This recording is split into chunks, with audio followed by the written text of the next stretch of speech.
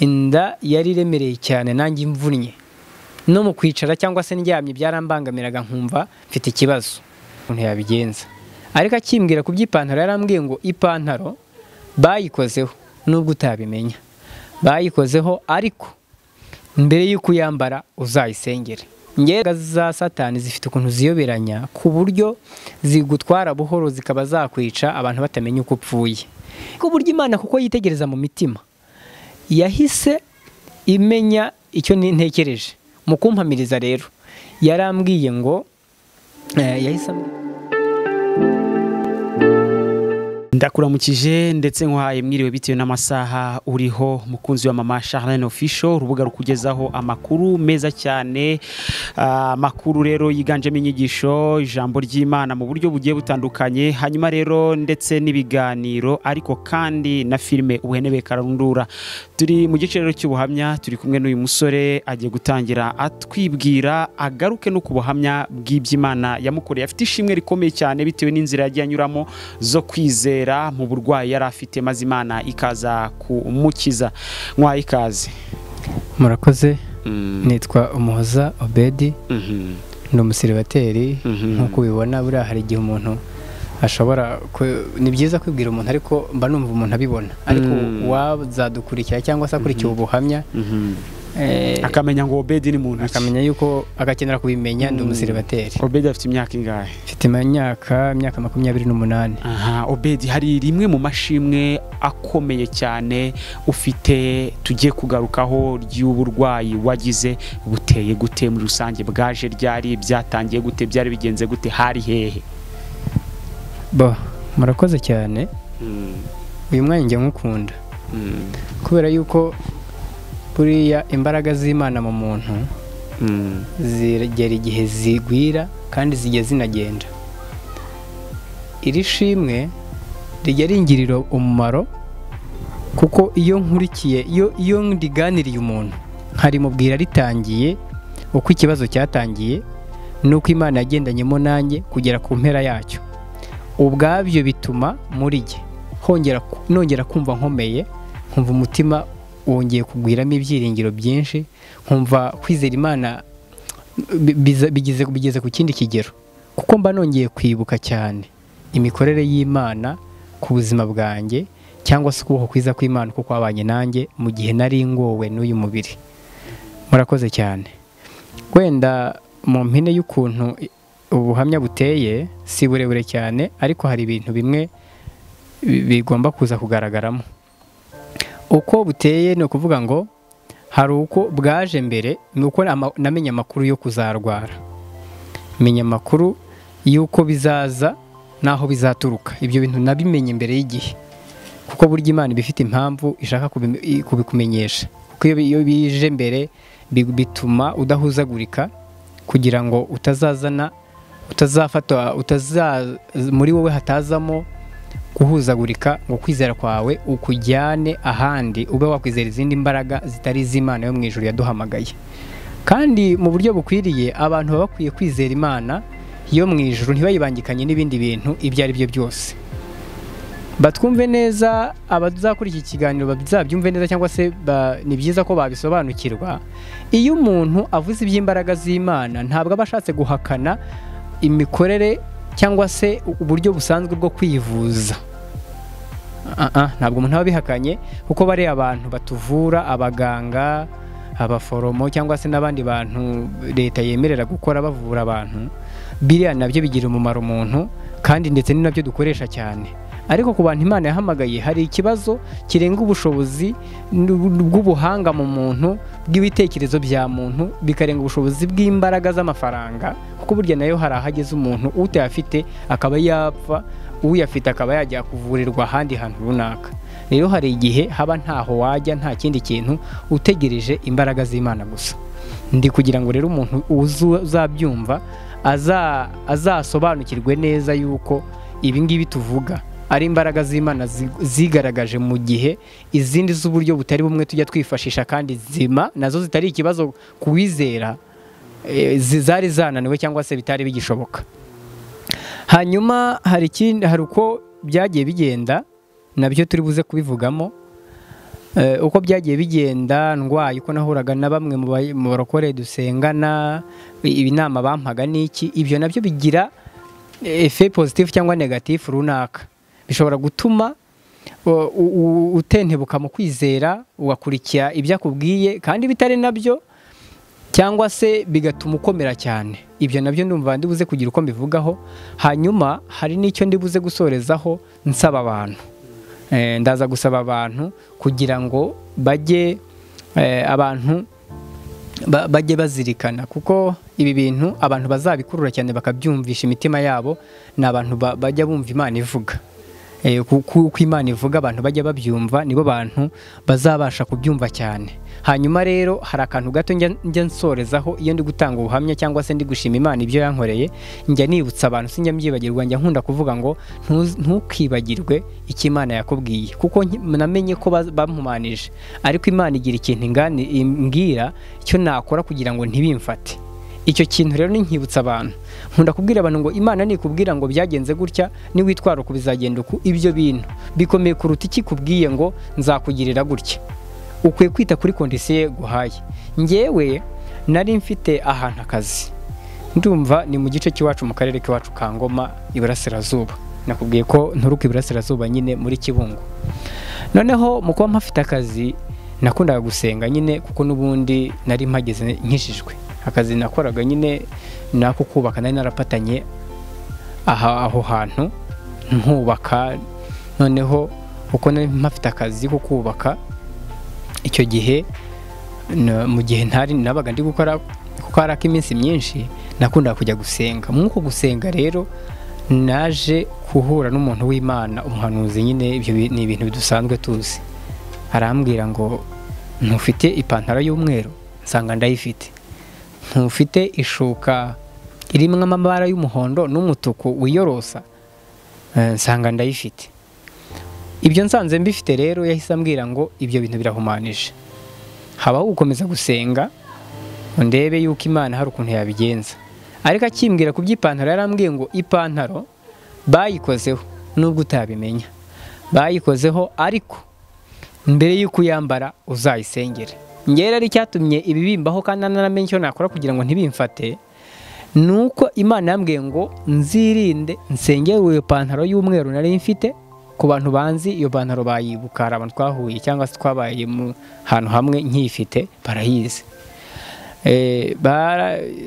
narayambaye niyo naribagiwe ngiye nyambara ntayisengeye mbyibuka maze kuyambara ndasenga ariko ndavuga nti nishe kondisiyo Imana impaye ndagenda maze kugenda ndanahava nza kwiga naho akazi katarangiye ngeze inaha i Kigali nje kwiga hano muri Saint Joseph ubwo ndatangira ishuri ariko wa muntu naramenye wampumanije akajya mpamagara akambaza amakuru uri muzima ndi muzima ntabwo nari nzi ko numvaga nyine Imana hari ukuntu yabindinze nubwo nishe kondisiyo ariko buri Imana igira gahunda nta kajagari igira noneho ubwo arambwira akajya mbaza amakuru naho ari gushaka kumenya uko byagenze buriya rero imbaraga za Satani zifite ukuntu ziyoberanya ku buryo zigutwara buhoro zikaba zakwica abantu batamenya uko upfuye icyo gihe nafashwe ndi gukorera ahantu noneho mu gihe turi mu kazi nkananuka cyane igihe nanuka cyane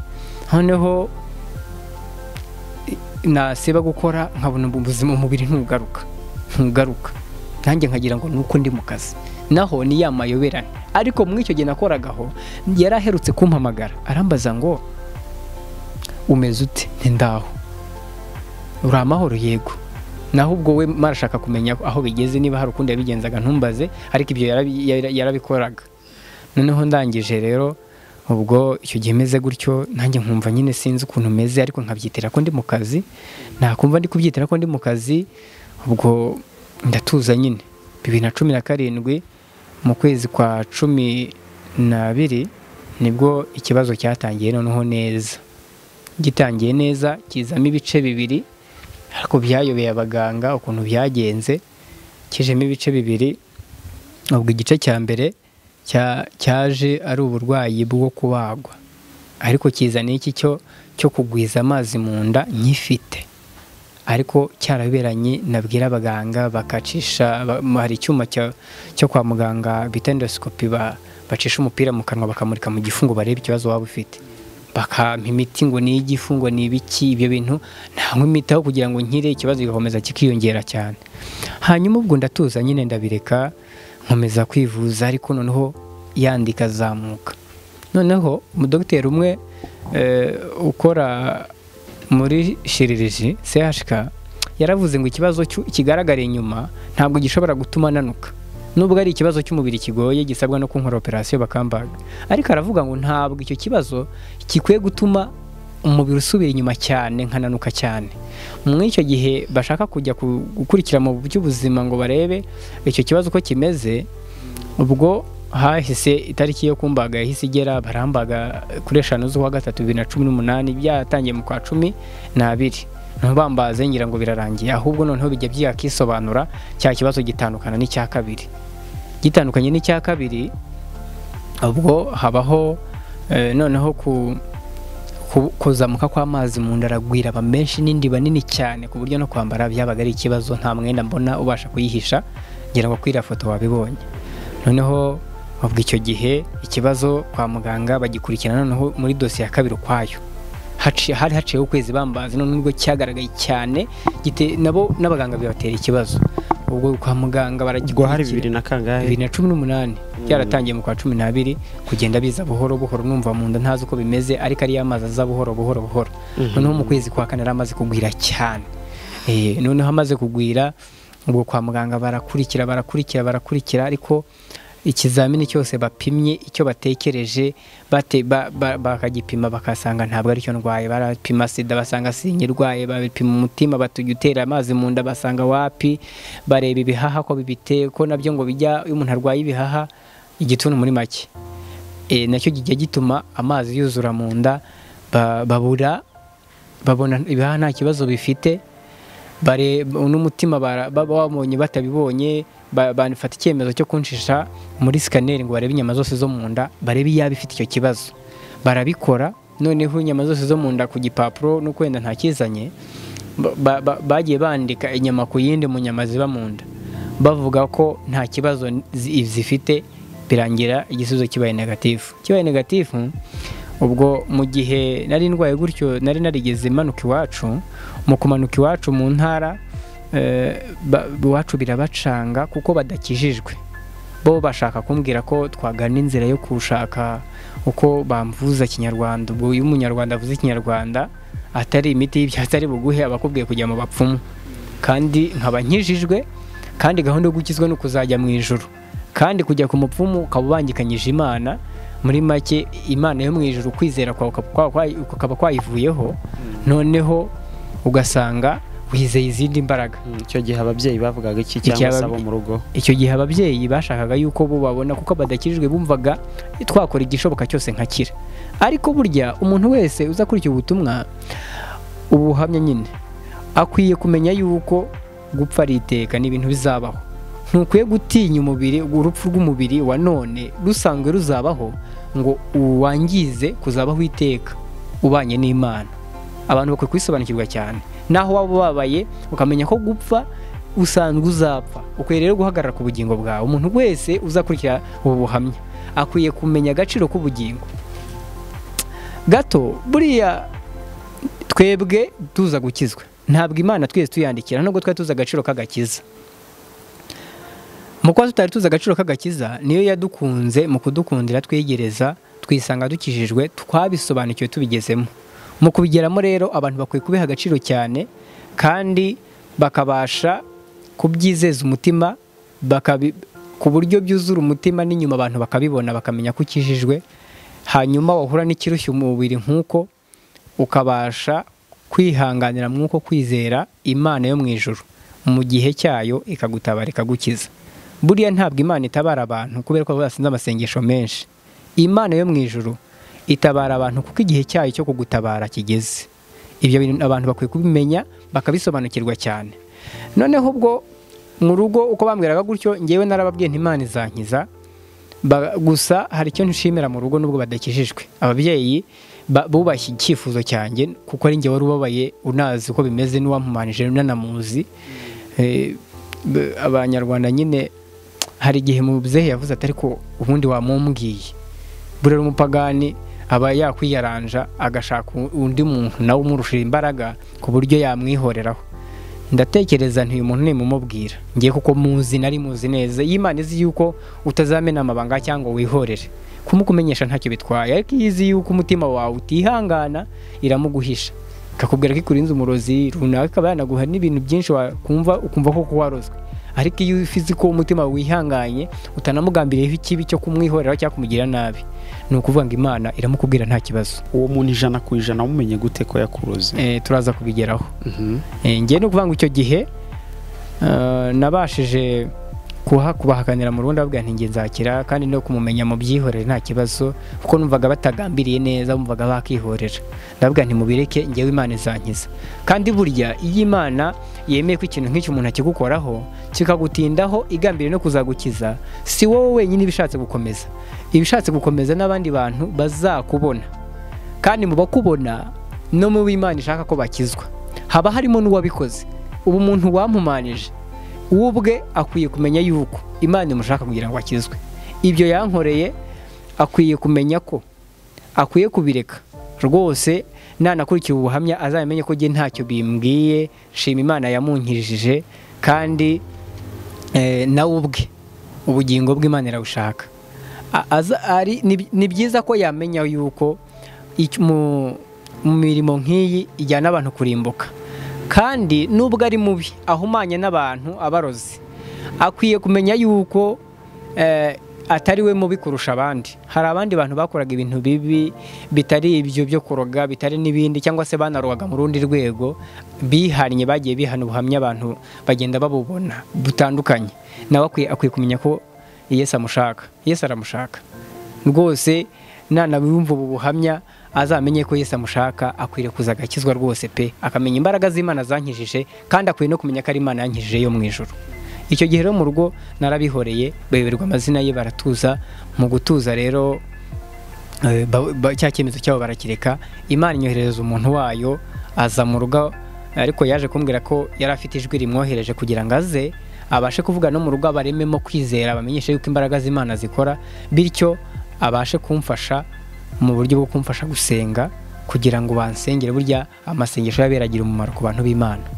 Noneho icyo gihe rero yaraje arababwira ati ibi bintu rwose niba ari imyuka mibi bizakira, abasobanura neza ukuntu Imana ikiza. Kandi koko narabibonye, niba hari ikintu gikomeye mu bintu bibaho byose bibasha by'Imana ikiza, cyangwa se mu kugira ngo abantu basobanukirwe neza, kimwe mu bintu byoroheye Imana ni ukwirukana imbaraga z'umwijima mu muntu w'Imana. Ni ibintu byoroshye cyane mu gihe ufite kuyizera, yihutira kubikora kuko nabyo birayamamaza cyane.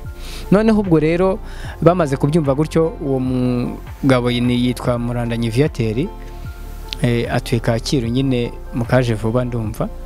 Icyo gihe yahise ni umudiyakoni deja wo mu Rwintare muri paruwasi ya Kimihurura muri ADPR. Ubwo yaranjyanye, yaramfashe anzana i Kigali, turasenga. Tumaze kumenya yuko tumaze kwivuza CHK nyine, tumaze kubona ko binaniranye, baboneka ibizamini byose ari negatifu, noneho ahita anganisha yo gusenga. Turasenga, twasenga, abahanuzi bagahanura yuko nzakira. Ariko hari aho byaje kugera noneho ku itariki 8 z'ukwezi kwa gatandatu 2018, noneho imvugo y'Imana inyuze mu muhanuzi irahinduka, ireka kuzivuga iby'inzagihe, kuko yabanje kugiza ivuga ngo inkijije uburwayi bukomeye abaganga batari kuzankiza, cyangwa se batigeze bamenya, kandi koko ntibabumenye, kuko narivuje rwose. Abantu bazabukurikira bamenye yuko nivuje CHK, nta step nasimbutse. Natangiye kuri centre de santé, kuri hôpital y'akarere ku Muhima, nkomereza CHK biranga, no kwa Kanimba nagiyeyo naho biranga. Nahasanze umudokiteri bita Benoit angira inama ati hariya CHK buriya ni ikigo cy'abashakashatsi, ni byiza ko ujya ahantu hari abantu barenze umwe kandi hari ubushobozi ubasha kwishyura.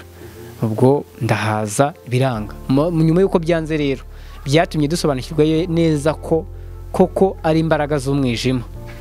aretse ko hari n'ikindi kintu kimwe ndibuze kuvuga cyatumye mbisobanukirwa nubwo nge nagendaga gutyo ariko nari mbizi neza uko bimeze ko nigeze kukubwira uko namenye ko bampumanije cya gihe nica gahunda yo kutubahiriza gusengera ipantaro namenye ko bakozeho bagambire kungirira nabi noneho icyo gihe rero umukozi w'Imana uko yansi yamfasha gusenga ku itariki 8 ijwi ryaje noneho ritavuga ngo Imana izankiza byane byo kuvuga ngo inkijije uburwayi abantu batazi batashoboye abaganga n'iki kandi bukomeye noneho ntiyabivuga gutyo ihita ivuga ishyizeho iherezo iravuga ngo nteje iyi ndwara kuvaho inteje inda kuvaho koko Imana yo mwijuru uburyo ibintu byose birayumvira icyo gihe nahise habaho kujya ndyama ninjoro mu by'ukuri uko inda yari imeze inda yari iremereye cyane nanjye imvunnye no mu kwicara cyangwa se ndyamye byarambangamiraga nkumva mfite ikibazo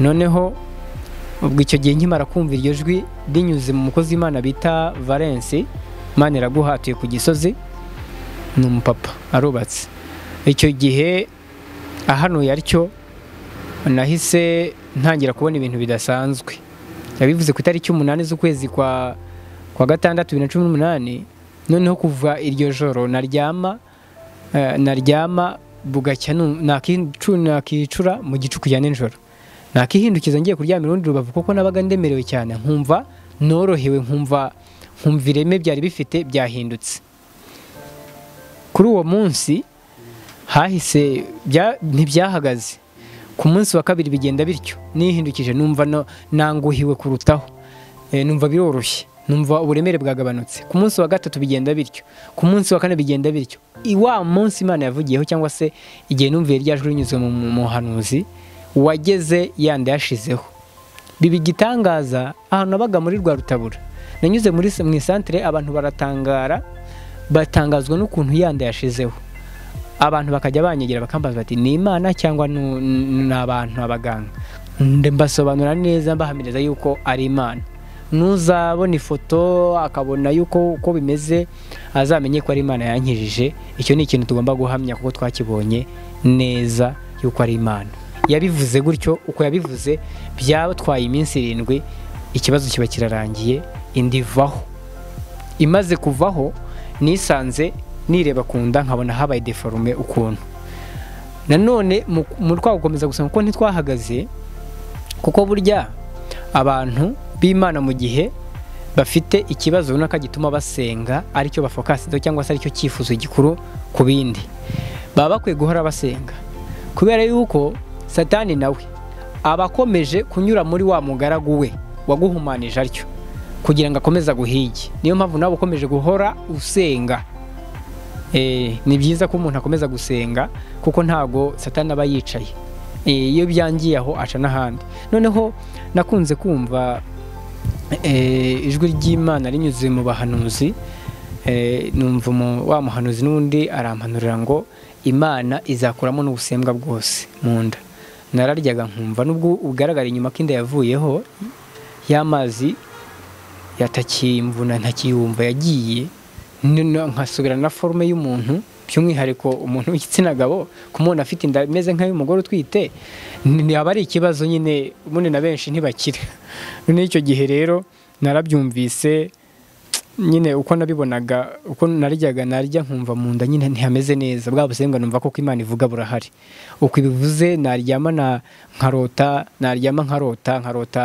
mbona ndimo n'imiti imeze ukuntu ntigeze mbona ibinini biryoshye bisosera ubwo nkatekereza nkavuga nti ibintu ibyo byose si imiti yo kwa muganga nzajya gufata ahubwo buriya nibwo buryo Imana iri kugenda inyuramo kuko yabivuze kwa kundi numva mbangamiwe mu nda bivaho inda nayo ko yari nayitegerezaga nambuye igiye nko muri douche nkabona iri deforme nabyo narabirebye mbona birarangiye n'ikibazo cyose najyaga niyumvamo cyose kirarangira hanyuma wigeze kumbaza urambwira ngo ese ngo wabwiwe n'iki uwo muntu wari we narahavuye naje gukumbura abantu bo muri icyo gice twasenganaga mu gihe nari mfite icyo kibazo mu kwezi kwa 4 ku itariki ndumva ari nka 14 gutyo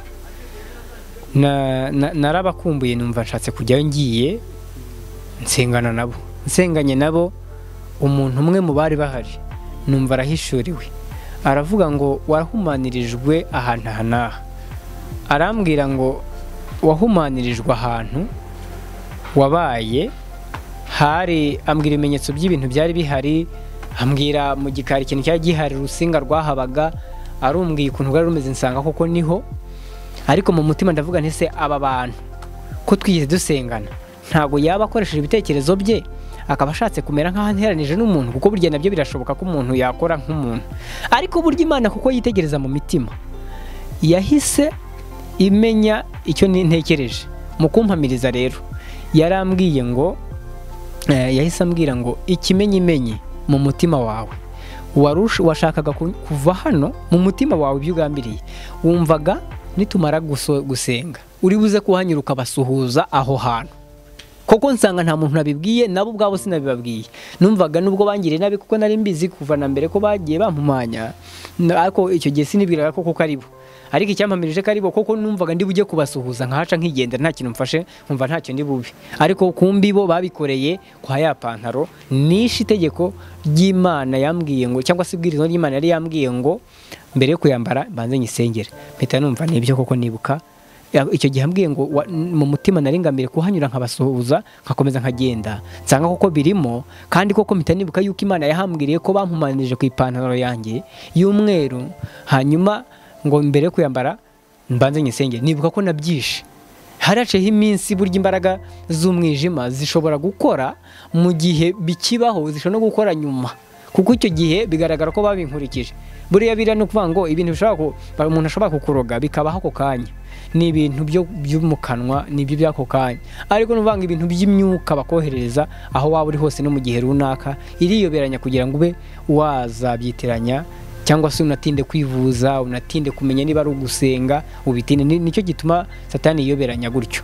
Rero nahise mbimenya neza, ariko mu mutima ntabwo nari ngambiriye kuba nabagirira nabi, cyane ko icyo gihe nkimara kumenya ko ari bo koko muri icyo cyiciro cyo kubimenya, nahise menya yuko nzanakira. Biza nari narabimenye mbere yuko ndwara. Nanone Imana insanze mu nzozi yari yaransanze, insanga nsinziriye, inyereka inzozi, mbona ntabwo ari inzozi zisanzwe. Inzozi nabonye icyo gihe nagize gutya, mbona wa muyaga w'agashururu uza wikaraga, mbona uraje uje ungezeho urankaraga nka kure wikaraga, nanjye unkaraga gutyo, ariko unkaraga wankuye ku butaka, urankaraga. Hashize umwanya munini cyane, mu gihe wakandetse ngo njye hasi, noneho mbona umutwe uricuritse, umaze kwicurika mbona amaguru agiye hejuru, nanone urankaraga. Hashira umwanya munini, ariko ngira gutya mbona nikanguye, ntabonye nkubita umutwe hasi. Ngewe nahise nuyumva mu mutima mvuga ngo ubwo mu nzozi bigenze kuriya nkabona ntakubise umutwe hasi, kandi kuko ari wo wari uri hasi, ndavuga iki kintu kizanzegereza, ni ikintu kibi kije kuri nge, ariko kizanzegereza ko sinzapfa. Numva nuko mbyumvise icyo kintu, nyumvise gutyo mpita nkomera mu mutima. Kije ubwo ibyo byose byazaga nzi yuko nubwo bigiye kumbabaza, nanabona iherezo ryabyo rwose ntari kurimenya aho riri, kuko buriya umuntu ameze ari kuriya, nari ndwaye imbabaje cyane. Abantu bambonye kubyumva iyo bambonye igihe cyose nishimwe ridasaza, iyo babyumvise mbivuga cyangwa se bakambona meze gutya ndi muzima, bibabera igitangaza, bumva ari igitangaza. Abayumva mbaza ati uri amahoro, ukumva ntago ari kubikora ngo abishyikire. Ariko burya Imana nta hantu kuritakura umuntu, nta mbaraga z'umubi zishobora kukujyana cyangwa se kukugeza ahantu Imana itagukura. Ifite imbaraga ziri hejuru y'ibindi bintu byose, kuko icyo gihe narabikurikiye koko ndakira. Ariko gato burya baravuga ngo inkuru y'umwana isubira inyuma. Mu gihe nari ndwaye ngera aho hantu, namenyeye umuntu wampumanije neza, baba hafokasinga banampa ikimenyetso cy'uko mu mutima nari ngambiriye kumunyuraho nkamusuhuza. Nanahamenyeye amakuru y'ukuntu nzarwara. Abantu buriya hari ikintu gikomeye batazi bakwiye kumenya. Abantu bakwiye kumenya uko Imana ivuga, nicyo iba ishaka kukumenyesha uko uba ukwiye kucyitwaramo, mbese uko uzubahiriza amabwiriza yaguhaye. Ni ukuvuga ngo icyo gihe yampaye ibimenyetso byo gukira. Imaze kubimpa ibyo ubwabyo, mu gihe nari ndwaye kubera umubabaro w'umubiri, hamwe n'abantu bamwe bakwihebesha, abandi bakubwira ngo jyaha, ukumva bihabanye no kurengera ubugingo bwawe, kandi aricyo kintu gikomeye. Burya tujya mu rusengero kugira ngo tuzatahe ijuru. kugira ngo iyi si y'imibabaro irimo biriya, irimo ibyo nagize, irimo n'ibindi by'impanuka, irimo n'ibindi by'uburyo butari bumwe, numva ngo intego yo kuza kwa Yesu, gukizwa, gusenga, ari amaturo dutanga n'ibiki byose, ubaye utazajya mu ijuru burya waba uri guhomba burya, ubaye utari kujya mu ijuru, udafite gahunda mu mutima kujya mu ijuru burya waba uhomba. Niyo mpamvu burya umuntu wese kimugezeho aba akwiye arwanira ubugingo kugira ngo yapfa yakira ubugingo buzarokoke. Noneho ubwo rero namenye amakuru, ariko ayo makuru iyo namenye yaho uko nzarwara bikurikirana, namenye ko ari byo koko maze gukira. Naho muri kwa kurwara n'abantu bangeragaho batandukanye bambwiraga ibintu byinshi, gira gutya, iyi miti, ibi nibi, nacungagamo ikintu kimwe cyo kugira ngo ubugingo bwanjye ntibujyeho umugayo, kuko naravugaga niyo napfuye umunsi ariko nzataha ijuru. Noneho bigatuma nirinda gukurikiza ibintu bya benshi bambwiraga. Noneho ubwo icyo gihe icyatumye nza kumenya ko nadatekereje nibuka uko babihanuye, mbyibutse neza, nza kubibona ariko byakurikiranye, ariko bitewe n'umubabaro w'umubiri. Icyo gihe sinabyibukaga ndi muri icyo kibazo. Icyo nibukaga nuko nzakira. Kikora Imana yangiriye neza kuba yarankomereje umutima, ikanyumvishamo ko nzakira koko, nkabyiringira, nkabyizera ku bwa za nzozi za mbere, ibindi nkagenda mbyibagirwa nkabyibuka nyuma. Icyo yankoreyeho cyiza nyishimira, yakomeje umutima wanjye mu kujarajara numva najya mu bapfumu. Ibyo bintu birarorera, kandi burya n'umuntu wese warwara cyagahura n'ikindi kibazo kirushya umutima cyane, akabona nta mbaraga zindi yakoresha uretse kwizera Imana. Burya iyo uri kuri nivo yo kugomba kwizera Imana, Satani aba ari hafi akwereka yuko yabishobora, aba afite n'abantu yohereza kuri wowe bakaza atari nabo babwiye ngo nimuze, ariko kubw'ibyaha bibabamo bakagukangurira umwami nabo bakorera. Burya buri muntu wese utizera Imana burya bukorera Satani. Niko bimeze, ntitwatire tubisobanura, ariko imbaraga wizera uhamya unahamiriza umuntu ngo izizagira gutya zigaragaza umwami ukorera. Niyo mpamvu rero icyo gihe narezisitaga mvuga ngo Imana izankiza, kandi nkavuga ngo naho ntakira nzataha ijuru, ubugingo bwanjye butariho urubanza n'umugayo, no kuvuga ngo nizeye izina Imana. Kuko burya abantu bakwiye kumenya yuko gupfa bazapfa pe, nta kurama kudapfa. Abantu bazapfa, umukire, umukene, ukomeye n'uworoheje bazapfa. Niyo mpamvu nta muntu n'umwe ukwiye kwizera izindi mbaraga zo kugira ngo abeho akanya gato. Ushobora no kujyayo wanakira ugakira iki cyumweru mu gitaho ugapfa, ubwo se waba uruhiye iki? Ikiza nuko wakizera Imana, wapfa icyo gihe ubugingo ukaburengera, ubugingo bukarokoka, utapfa icyo gihe.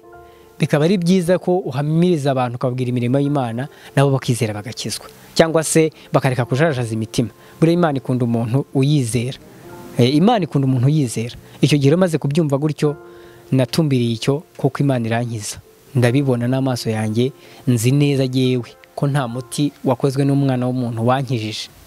Oya, si uko ntayinyoye, narayinyoye biranga, ndanabibona, ahubwo nkumva ndi kwangirika umubiri bisanzwe. Ariko igihe Imana yavugiye ko inkijije, byahise byihutika. Kandi koko hari n'ikindi kimenyetso kigaragaza ko ari Imana yankijije. Iyo biba iby'umwana w'umuntu hari bubeho diyare, nka diyara bikagaragara, n'ibyavuye mu nda bikaboneka, cyangwa se nkaruka bakabibona. Ariko kuva nakumva icyo, nkumva ko Imana ivuze ngo iteje inda kuvaho, nta kindi kintu cyagaragaye. Y'amazi uko ntazi uko yaje, nako ntamenye uko yagiye. Nucyo nzi nuko numvise Imana imbwira yuko iteje inda kuvaho. Ibyo mbyizera gutyo, mbibonesha amaso yanjye mu minsi 7 babirabaye, nabyumvishe ku 8 kuri 15 biba biratunganye. Ubwo ari mu kwa kangahe? Mu kwezi kwa 6 2010 kangahe? 2018. Ubwo ndakira neza. Ikibazo wari ukimaranye igihe kingana iki? Ikibazo cyakimaze amezi 6. Kuko cyatangiye mu kwezi kwa mbere kwa 12 kirangira mu kwezi wa 6, urumva narindwi, ariko nyumva neza y'amazi, nyumva mu nda neza. Byari mu kwa mbere. Ngenda ntasobanukirwa, bankorera operation yo kumbaga ikindi kibazo nari mfite, ariko byanacanze abaganga bacangwa n'ukuntu ikintu nabazwe cyagombaga kuza nyuma y'ubu burwayi. Bo bampamirije ko barambwira bati iki ngiki kiyenda yuzuye amazi gutya, nyuma yacyo wakabazwe kiriya wabazwe imbere cyakaje nyuma. Ariko batangazwa n'ukuntu cyaje. Satani nyine hari ukuntu iyo berekanya abantu bakacanganyukirwa ntibamenye. Cyari iki cyambere? Yari uburwayi bwa Erinenguinare.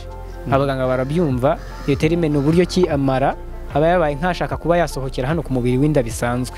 Noneho kubera yuko uruhu rw'inyuma rwa rukomeye, ntahite atobora ngo asohoke, akajya muri kushe z'uruhu numva abantu barabizi ko uruhu rw'umuntu rugira kushe zitandukanye, noneho yajyamo hagati ukabona ni nk'ikibyimba, waryama ugaramye yamara agasura umwanya wa cya kibyimba ntukibone. Icyo gihe rero icyo kintu barambwiye ngo abaganga sehashika barambwiye ngo icyo kibazo cyakabaye cyarabayeho nyuma, ariko ibyo byose biba bibereyeho kugira ngo Imana igaragaze yuko ikora bitandukanye n'abantu, kuko burya uburyo ikiza abantu bayo bitandukanye n'ibitekerezo bya muntu. Nubwo abaganga iyo bavura nabyo ari impano Imana ibaha. Impamvu icyo kintu nkivuga, abantu bakwiye kwivuza ku burwayi bwose abaganga bashoboye, kuko burya ubushobozi Imana yahaye abantu bufite aho bugera naho bugarukira, bakanabimenya bakabisobanukirwa. Byaba ngombwa aho guhamagara Imana ukayihamagara. Abantu ntago baguserezaga wenda umusore utwite, dore uko bimeze muri quartier aho utuye aho wiga gutyo?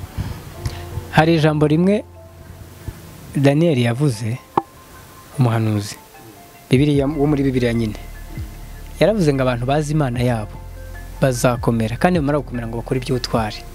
Icyo kintu ni ijambo ridasaza, kimwe nuko ibyanditswe byera byose buriya bidasaza.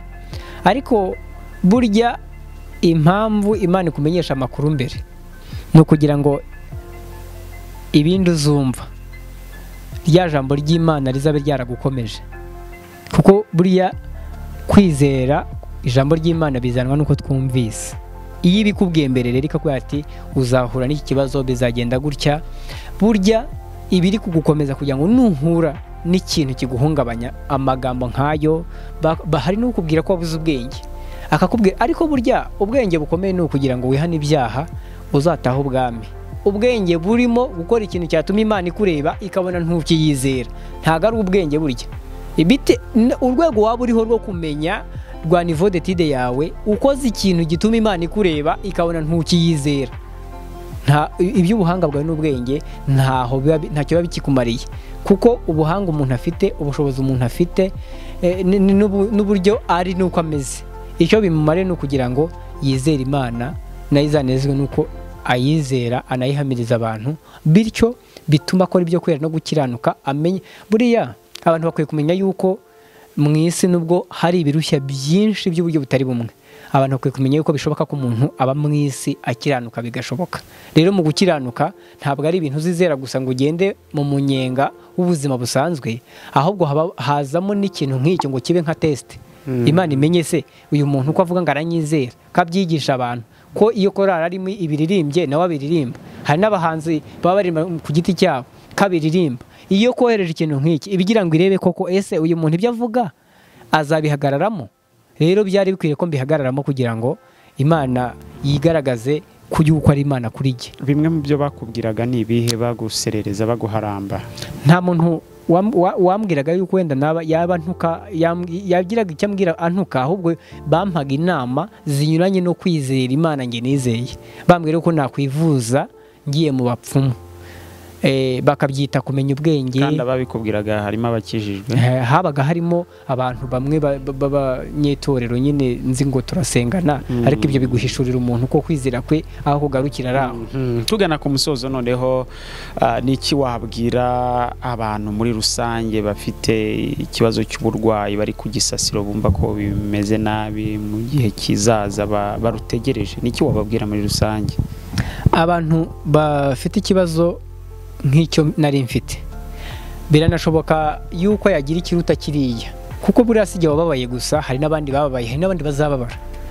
Hari n'igihe cyaba ari ikindi cyo mu bundi buryo, ariko ukabona imbaraga z'Imana nizo zikenewe aho hantu, sibyo? Icyo nababwira kibanze, buri umuntu w'Imana, abantu bakijijwe, hari isezerano yuko nta kintu na kimwe Imana ishobora kumutunguza. Imana yatangarije, yamenyesheje abantu bayo, abakijijwe burya barabizi yuko nta kintu gishobora kumutungura kuri we. Uburwayi nk'ubwo bukomeye, urupfu, impanuka n'ibindi by'uburyo butari bumwe, hari isezerano yuko itazigera igira ikintu ikora intore zayo itakimenyesheje. Noneho rero umuntu ufite ikibazo nk'icyo kandi akaba akijijwe, aba akwiye kwita ku byo yumvise mbere Imana imutangariza yuko agiye guhura n'icyo kibazo. Ibyo bintu biba birimo imbaraga zizamukomeza kugeza igihe cy'Imana kigeze cyo kumukiza ikaza ikamukiza. nicyo nabwira umuntu waba ufite ikibazo nk'icyo akijijwe, hanyuma uwakigira adakijijwe hari icyo namubwira nawe. Imana yo mu ijuru ni Imana igirira neza ababi n'abeza. Hanyuma ku byaha umuntu yaba yarakoze azi ndetse n'ibyo atazi kandi byinshi, mu gihe ugowe n'ikintu nk'icyo ukabona ko nta kindi kintu wakora, uba ukwiriye kuza imbere yayo, imbere y'abakozi bayizera, abakozi b'Imana, ababwiriza ubutumwa, pasitoro, mbese abatandukanye, uwo wabasha kubona hafi ariko uzi ko akorera Imana yo mu ijuru. Kuko burya hari n'abandi hari n'ibindi bishobora kwitirirwa Imana atari Imana. Icyo gihe rero habaho kwizera Imana yo mu ijuru, wayizera, abakozi b'Imana baba bari aho babigufashamo bakakubwira amagambo y'Imana cyangwa se ijambo ry'Imana watura, wamara kuryatura bakakwihanisha ibyaha.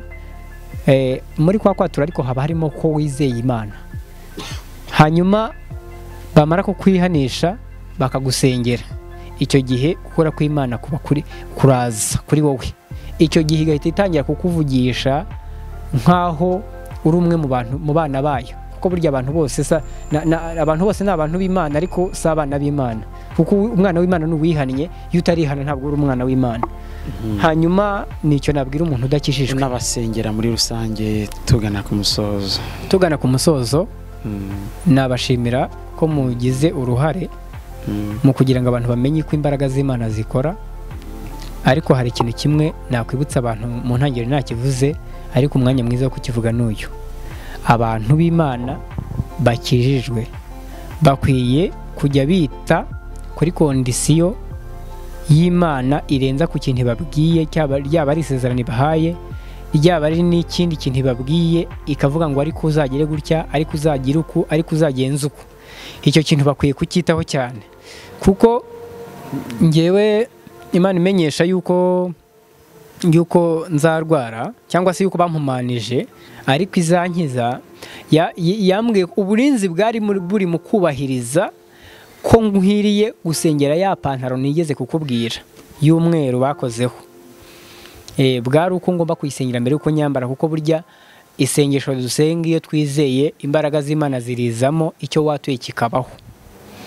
Abantu rero bakwiye kwita kuri kondisiyo izarenza ku byo izababwira cyangwa se ku byo yababwiye ku badukurikira bafite Imana yavuga ati nyamuneka ufite umuntu ukugenza uku, ariko niwitwara gutya n'ubyo kugasenga uku, mbese bitewe n'icyo Imana yamubwiye. Mu kucyubahiriza niho harimo kugira ngo cya kintu kizagerweho. Murakoze cyane. Mu ijambo rigufi nasaba abantu b'Imana bazakurikira ubu buhamya burimo n'ishimwe ko nshimira Imana ko yankijije, abazabukurikira bose bakwiye kwirinda kwibagirwa iby'Imana yababwiye, ntibazirikane ngo Imana yambwiye ko izankiza, ngo Imana yambwiye ko izangirira neza, ahubwo bakita ku kintu yarengeje ikababwira ati kuko ikunda ikubwiye wenda n'urugero ikavuga ngo izakugira neza, irakubwira ngo ariko nukomeza n'urugero, ishobora kubwira ngo nukomeza kubana nanjye, nukomeza kunkura, nukomeza kumpamya n'urugero. Iyo kondisiyo uba ukwiye kuyitaho cyane, kuko jye narayishe mbona icyo yambwiraga ko indinze kinsohoyeho. Ntacyo nyishinja, ahubwo nyishimira yuko yankijije, kandi nkanashimira yuko yangiriye neza rwose, ikankiza ntagiye mu kwizera izindi mbaraga, kuko byose niyo yabikoze ubwo yankomerezaga umutima. Kuko hari abandi bantu bagenda bagira ikibazo nk'iki bakajya mu zindi mbaraga mu kuzizera. Ibyo rero byaturutse ko umutima wawe watentebutse nawe ukumva ugize akajagari muri wowe. Ariko iyo Imana yawe iyo uyizi neza no mu buryo ikora, umenya yuko ushobora kumara, ngiye nk'ubu iki kibazo cyarangiye mu mezi 6 hafi 7, ariko hari n'igihe wakimara n'umwaka kandi ari Imana. Uzanabyumva cyangwa se afite ikibazo nk'iki cyangwa afite n'ikindi akabona we birenze ayo mezi yanjye iyo ngewe byakiriyeho, ntazagire ngo ntabwo ari yo ushaka kumukiza cyangwa se si Imana yo mu ijuru yizeye. Azakomeza yizere, kuko uko yangiriye siko yamugirira, ngombwa nuko imukiza, kandi bifite icyo shaka kurema mu mutima wawe. Nk'ubu muri jye umumaro ukomeye yansigiye, ibintu byose mba numva Imana ibishoboye, byose numva Imana yo mu ijuru ibishoboye, kuko icyo yakoreye kuri jye nabonye ari igitangaza gikomeye. Kandi burya ibitangaza mu bantu bibereyeho kugira ngo abantu batizera bizere Imana yo mu ijuru. Murakoze cyane, ndabashimiye. Imana ibahe umugisha kandi neza, Imana ikomeze kubana hamwe. Hanyuma reka dusenge Imana tuyishimira mu mirimo yayo, hamwe no kugira ngo Imana izakomeze abazumva ubuhamya. twubahe Imana dusenge. Data wa twese wo mu ijuru, Mwami Imana ikomeye, Imana igira neza kandi Imana ikiranuka muri byose, turagushimye. Tugushimiye yuko wangiriye neza ukankiza. Mu kunkiza ukankiza imbaraga z'umubi, ukazinkiza ari wowe ubwawe ubyikoreye, nk'uko wari warabinsezeranije yuko uzankiza, bikarangira unabikoze. Icyo kikaba igihamya cy'uko ibyo uvuze ubihagararaho ukabirinda mpaka ubisohoje. Ngushimiye yuko wandinze muri buriya burwayi, kandi nanagushimiye yuko wemeye yuko uyu munsi ugera nkiri muzima, kuko ntabwo Satani yampize muri kiriya gihe gusa, yakomeje no kugenda mpiga, ndetse sinange warinze gusa, wagiye urinda n'abandi mu buryo butari bumwe, ariko n'abavandimwe turi kumwe twese tugushimiye ko uyu munsi turi bazima kandi tukaba turi amahoro. Rero ndakwinginze Imana ikomeye kugira ngo mu gihe nk'iki umuntu wese uzumva ubu buhamya cyangwa se akumvira ishimwe ry'uko nkushimiye ko wankijije, anumvise uburyo bwose byaciyemo, ndasenze ninginga kugira ngo Mwami uzakomeze umutima uzabyumva, umumenyeshe uko imbaraga zawe ari nyinshi kandi ari zo kwizerwa, uri uwo kwizerwa mu gihe abantu bashyigikiye uwo nguwo uri kwizera, cyangwa se no mu gihe abantu bamwereka yuko iyo Mana idahari, bamubwira ko yabuze ubwenge, bamubwira ko hari ikindi yakora, hari izindi mbaraga. Ndakwinginze kugira ngo uzakomeze abantu bose bazizera bumvishe ubu buhamya, kandi nzi neza yuko ibyo mbabwiye ari ukuri ko mu mutima bitewe n'uko nakubonye, kandi abantu bakwiye no kubyizera muri ubwo buryo. Ni nayo mpamvu nsengeye n'umuntu wampumanije, nge nawe tutirirwe tumuvuga mu mazina, tubiziranyeho ko ari we wabinkoreye, nawe arabizi. Musabiye gukizwa kuko nicyo kimukwiriye, akwiriye gukizwa agahindukira akizera Imana, nawe akajya atanga n'ubuhamya bw'uko yajyaga ahumanya abantu. Buriya hari abo yaroze biremera barapfa, buriya hariho n'abo yaroze ntibapfa. Aha aratekereza yuko bakize kuko hari izindi mbaraga bizeye, nta zindi. Nawe akwiriye no kumenya uko nta zindi mbaraga twizeye, cyangwa se nta bandi barozi twagiyemo, ahubwo ari Imana yo mu ijuru. Akanamenya yuko nta no kwihorera kuri mu mutima, ahubwo akamenya yuko dukwiriye gutangaza iby'ubwami bw'Imana, tukabwira abantu yuko Imana ikiza, aho abantu babona bishoboka naho babona ibitekerezo byabo bihamiriza yuko bidashoboka. Urashoboye Mana, ndakwinginze kugira ngo abantu bazumva ubu buhamya uzabahe kumenya yuko bakwiye kukwizera kandi bishyitse, mu gihe babona kitarambiranye no mu gihe kirambye ujya ukora, kandi neza yawe ikagaragarira abantu. Ndagushimye ko ukomeje kubana nanjye n'uyu munsi, waruzi yuko turi butambutse ubuhamya imbere y'abantu bakabimenya, bazabukurikira, abazabwumva n'abo tuzahura bakabimenya. Ndakwinginze kugira ngo Mwami nyagora ku ngoma ukomeze kugendana natwe, kandi dukomereze kwizera muri twe, n'aba bantu bifuje yuko ubuhamya twabucisha kuri channel YouTube yabo, kugira ngo buzafashe abandi bari kure, bari hafi, abaho tutabasha guhura, nabo baha umugisha kandi ubagurira imbago, kuko hejuru urwego bariho hari urundi, kandi no hejuru yo kwizera kugaragaye mu gihe nk'iki nagize hariho ukundi kwizera. Ibi byose ndabibasabiye, kandi nanjye ndinginze kugira ngo uzankomereze mu buntu bwawe, nkuko kuri uriya munsi wankomereje umutima. Ndanakwingize kugira ngo no mu minsi izaza uzakomeze kunkomereza umutima, nzakomeze kwizera no kwiringira kugeza ubwo Kristo azagaruka tutari itorero, cyangwa se haba mbere yaho urupfu runtwaye, nkazagenda nera ndi umugeni wa Kristo ukwiye gutaha ubwami. Urakoze no kuba Kristo abiziza, turakoze urakarama. Amen. Reka tugushimire cyane, kandi nawe wakoze gufata uyu mwanya ukaza. Dushimire cyane n'abantu bari badukurikiye bari mu bice bigiye bitandukanye by'isi. Mwumvise aho Imana yamukuye, uburyo yamukijije, kandi nawe ukomeze kuyiringira no kuyizera aho uri hirya no hino. Nge nari Isa na Walker Nijabo, ukomeze kugira ibihe byiza cyane. Ciao ciao.